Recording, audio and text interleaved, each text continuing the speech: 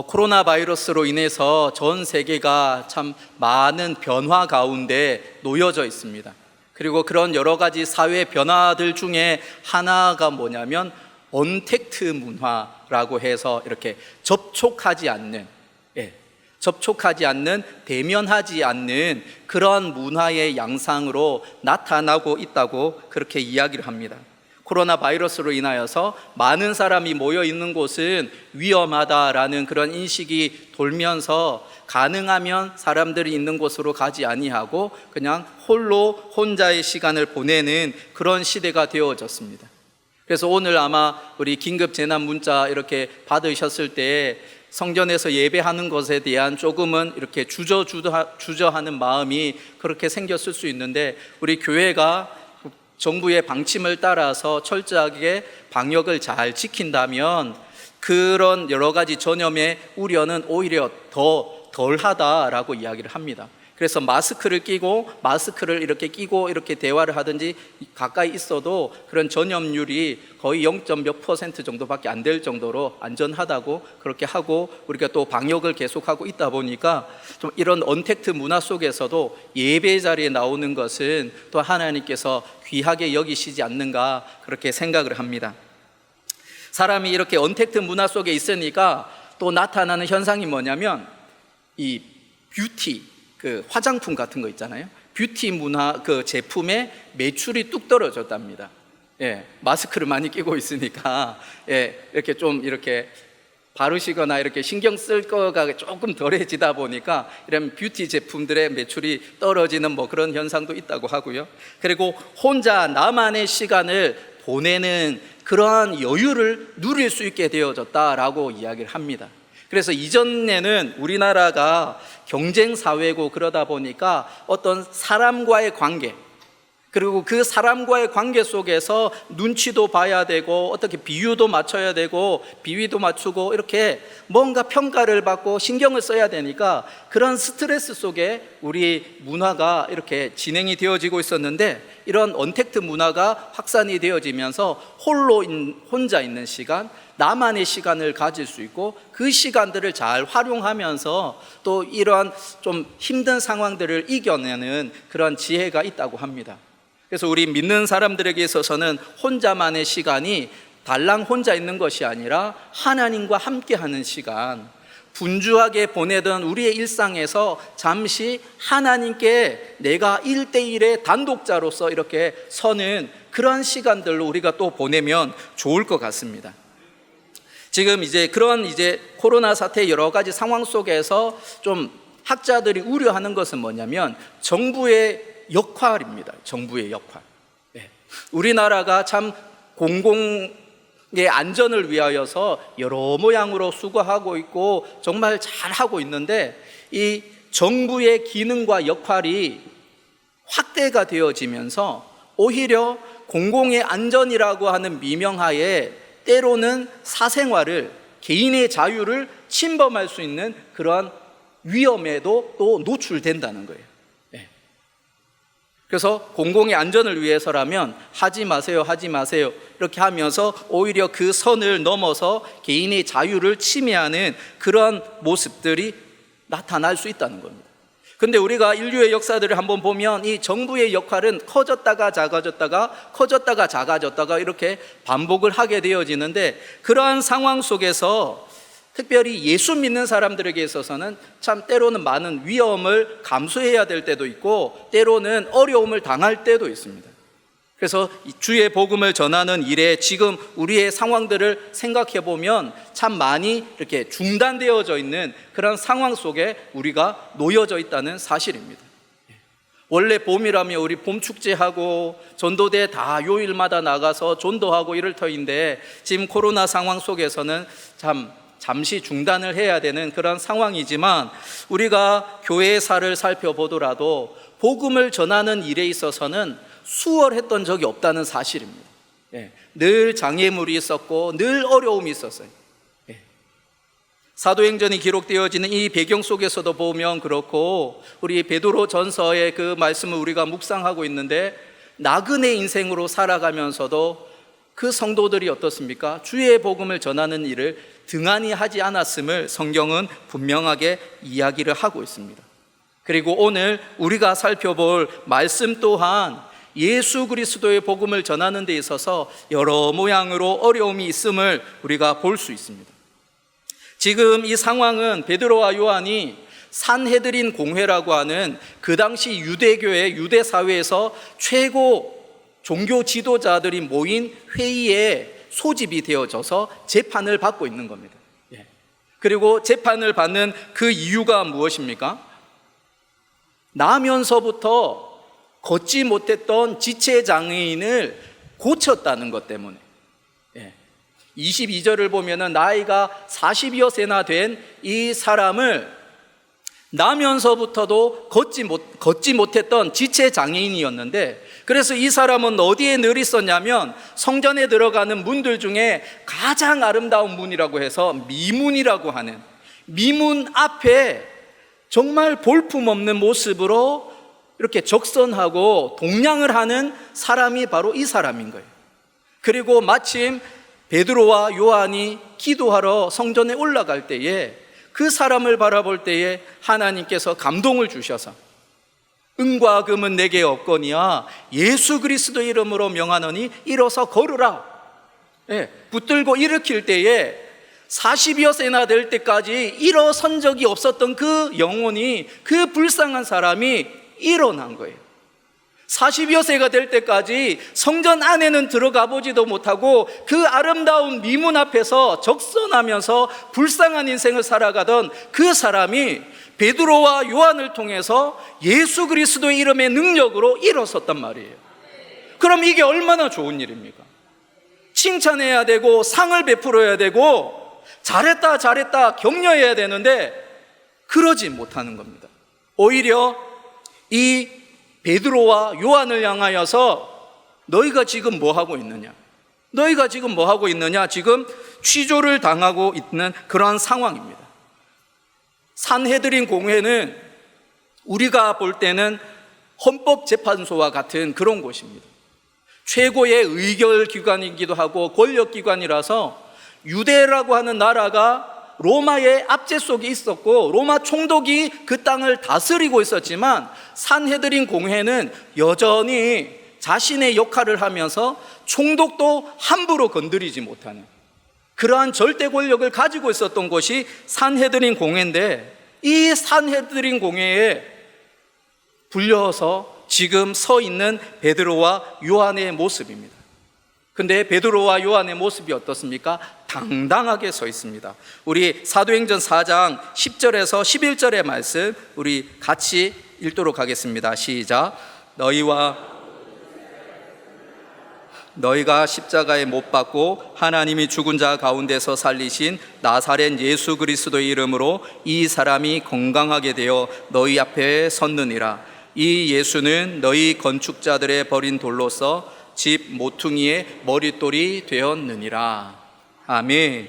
지금 산헤드린 공회라고 하면 날아가는 새도 떨어뜨린다고 하는 그러한 권력기관인데, 그 권력기관 앞에서 최고의 종교 지도자들 앞에서 다 베드로와 요한은 당당하게 너희들이 죽인 그 예수 그리스도를 하나님께서 살리셨고 그 하나님의 능력이 예수 그리스도를 통하여서 이 사람을 일으켜 세웠다라고 이야기를 하고 있는 겁니다. 근데 한번 생각해 보십시오.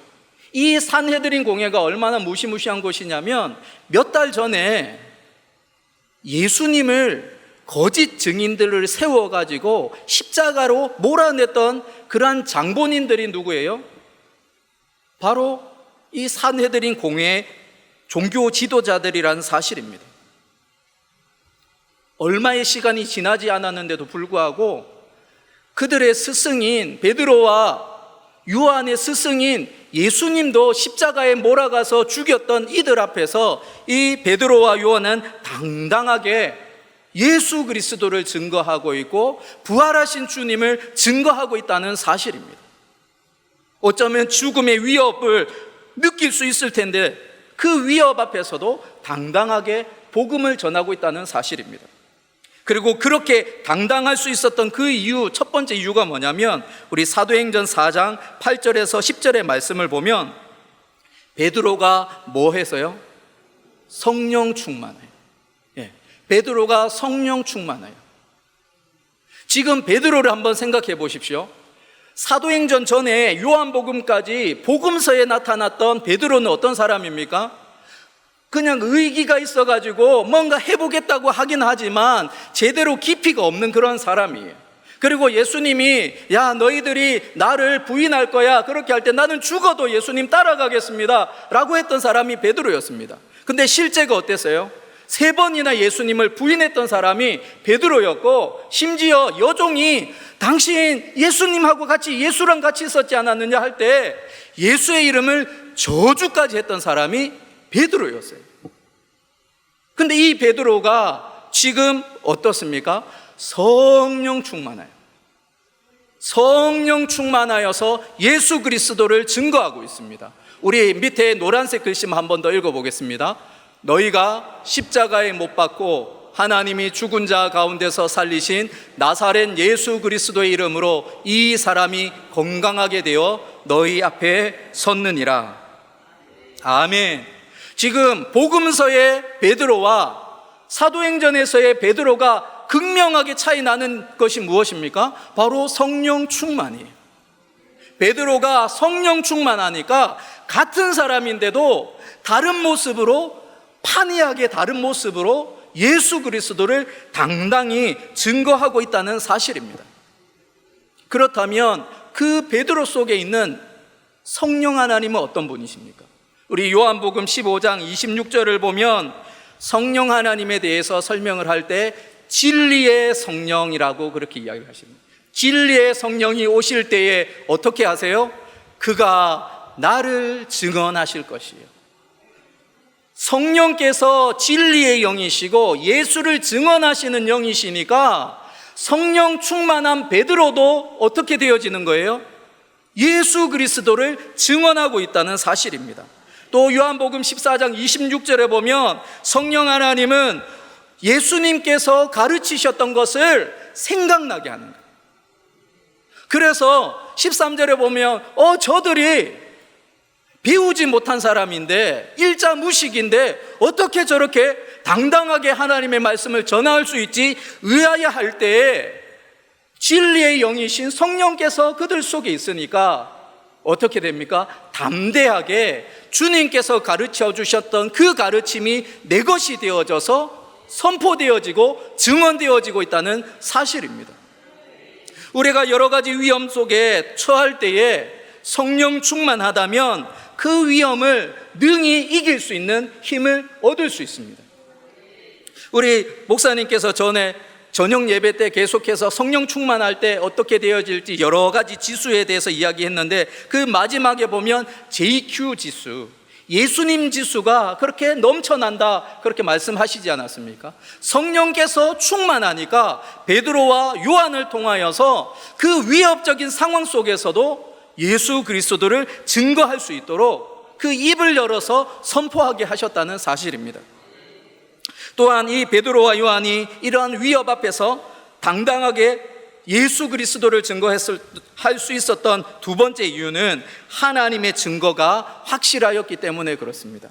우리 사도행전 4장 16절의 말씀 다 같이 함께 읽겠습니다. 이 사람들을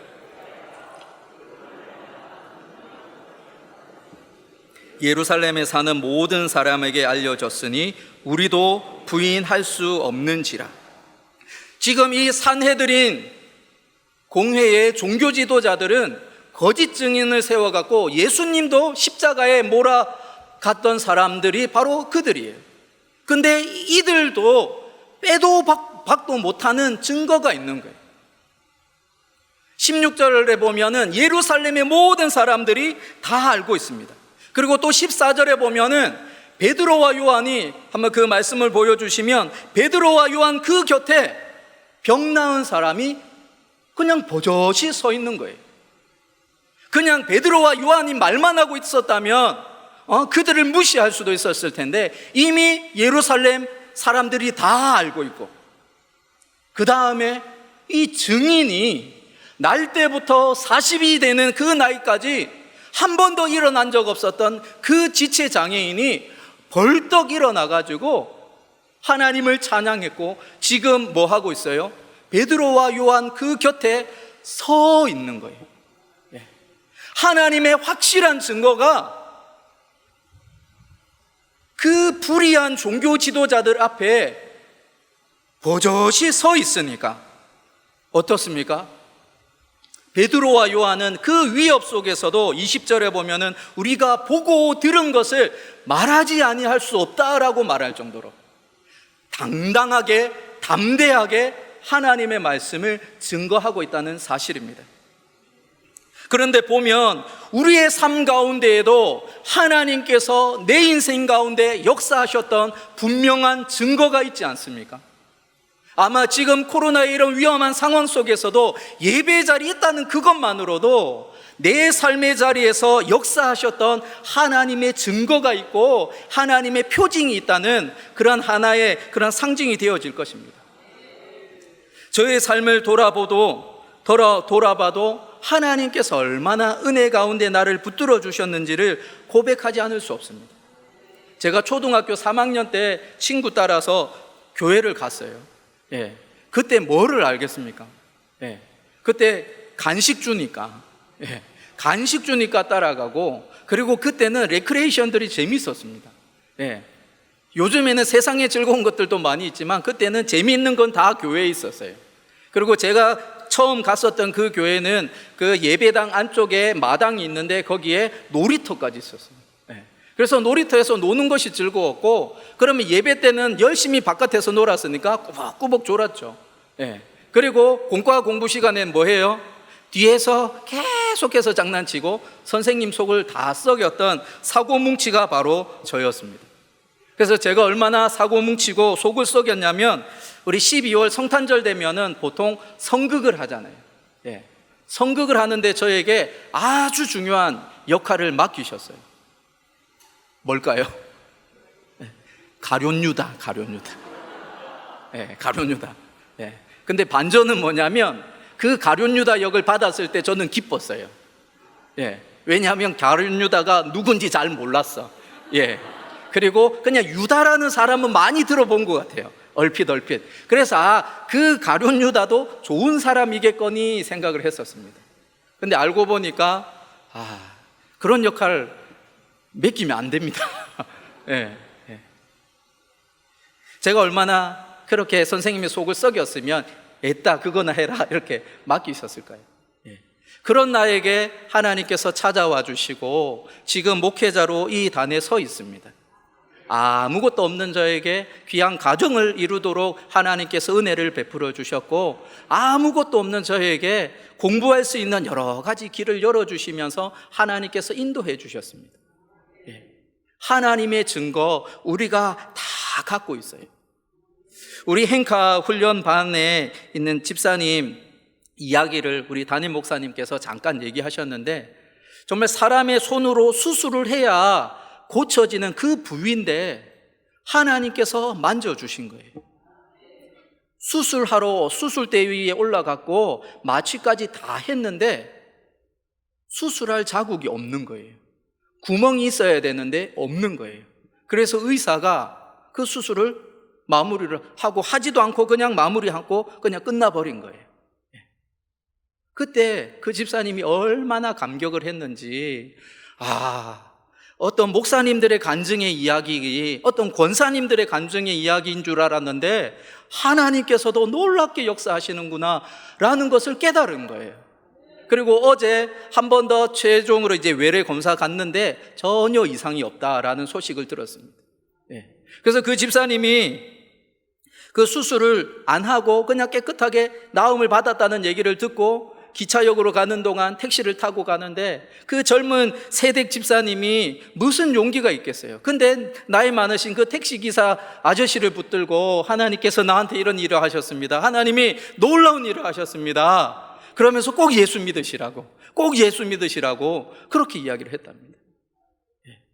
베드로와 요한이 왜 그 위험한 그 상황 속에서도 당당하게 예수 그리스도를 증거할 수 있습니까?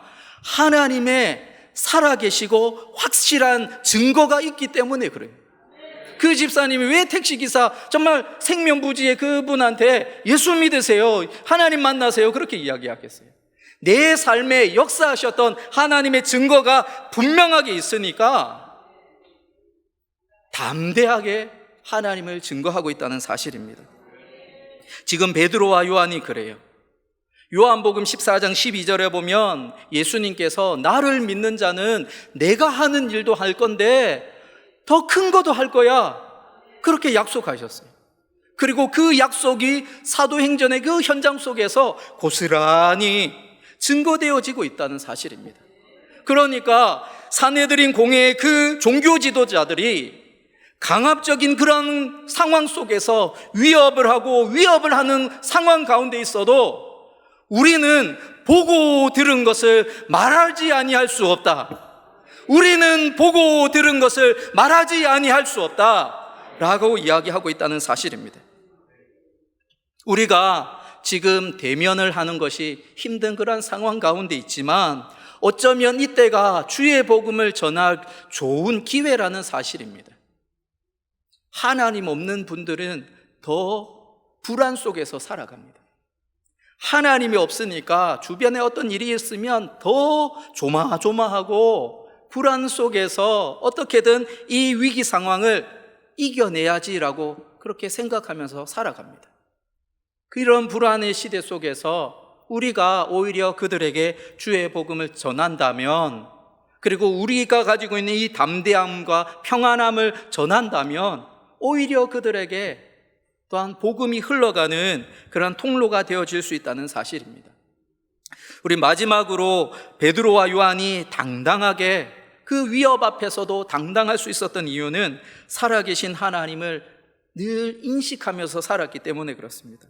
우리 4장 19절의 말씀 다 같이 함께 읽겠습니다. 베드로와 요한이 대답하여 이르되 하나님 앞에서 너희의 말을 듣는 것이 하나님의 말씀을 듣는 것보다 옳은가 판단하라. 지금 산헤드린 공회의 사람들은 종교 지도자임에도 불구하고 사람들의 그러한 평판이나 사람들의 어떤 여론 그런 거에 휘둘리는 그런 사람들입니다. 그런데 지금 베드로와 요한은 어떻습니까?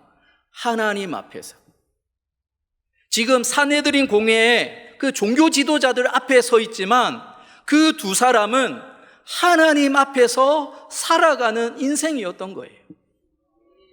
우리에게 펼쳐지는 여러 가지 상황과 형편들이 우리를 위협한다고 할지라도 우리의 삶을 인도해 가시는 하나님이 계시니까 어떻습니까? 그 상황에 타협하거나 굴복하지 않고 당당하게 나아갈 수 있다는 사실입니다. 요셉을 봐도 그렇지 않습니까? 그 보디발의 아내가 유혹을 할 때에 요셉이 하는 말이 무엇입니까? 내가 하나님 앞에서 어떻게 죄를 지을 수 있습니까? 그 현장에는 두 사람밖에 없었어요. 그런데도 불구하고 요셉은 하나님 앞에서 내가 죄를 지을 수 없습니다 라고 하면서 그 유혹의 자리, 그 죄의 자리에서 떠나는 그러한 모습을 볼 수가 있습니다. 우리가 하나님을 의식하면서 살아갈 때에 우리는 어떤 상황 속에서도 어떤 위협 앞에서도 당당할 수가 있습니다. 왜냐하면 전도서 12장 14절의 말씀처럼 우리 하나님은 우리의 모든 행위를 선악간에 심판하시는 분이기 때문에 그렇습니다. 내가 그 위협 앞에서 당당하게 주의 복음을 증거할 때에 하나님 그거 다 보고 계신다는 사실입니다. 하나님께서 그 모든 우리의 삶을 보고 계시고 선악간에 심판하시기 때문에 그렇고, 또한 마태복음 10장 28절을 보면 몸을 죽여도 영혼은 능히 죽이지 못하는 자들은 두려워할 것이 아니라 누구를요? 오직 몸과 영혼을 능히 지옥에 멸하실 수 있는 이를 두려워하라 말씀하고 있습니다. 오직 하나님. 어쩌면 이 땅에서의 우리의 생명을 흔드는 그러한 종교 지도자들이 될 수 있을지 모릅니다. 그러나 우리의 영원한 생명을 뺏어가지는 못합니다. 그런데 하나님은 어떤 분이세요? 우리의 몸과 영혼을 지옥의 심판의 자리로 던져버리시는 분이 하나님이세요. 우리가 그 하나님을 의식하면서 살아가기에 담대하고 당당하게 살아갈 수 있다는 사실입니다. 우리가 신앙생활을 하다 보면 어려움 가운데 처할 수 있습니다. 여러 가지 관계의 문제들이 있을 수도 있고 지금처럼 여러 가지 환경의 문제에 어려움을 당할 수도 있습니다. 근데 그런 어떠한 위협 속에 있다 할지라도 우리가 성령 충만할 때, 내 속에 하나님의 영이 충만할 때 우리는 담대하게 그 상황을 이겨낼 수 있고 예수 그리스도를 증거할 수 있다는 사실입니다. 또한 우리 삶에 하나님께서 역사하신 분명한 증거가 있기 때문에 그 간증을 가지고, 그 증거를 가지고 우리는 예수 그리스도를 증거할 수 있고 전할 수 있다는 사실입니다. 그리고 마지막으로 하나님께서 우리의 삶 가운데 살아계시기 때문에, 우리는 하나님 앞에서 살아가는 자들이기 때문에 우리는 어떤 상황 가운데 있다 할지라도, 어떤 위협이 있다 할지라도 나의 생명의 주인이 되시는, 죽음에서 부활하신 예수 그리스도를 증거하는 자가 될 수 있다는 사실입니다. 포스트 코로나 시대가 어떻게 펼쳐질지 학자들은, 전문가들은 당최 어떤 예측을 할 수 없는 그러한 상황입니다. 어떤 상황에 놓인다 할지라도, 어떤 위협에 놓인다 할지라도 내 속에 계신 그 주님과 함께 동행하면서 예수 그리스도 증거하는 저와 여러분이 되기를 주의 이름으로 축원드립니다. 아멘.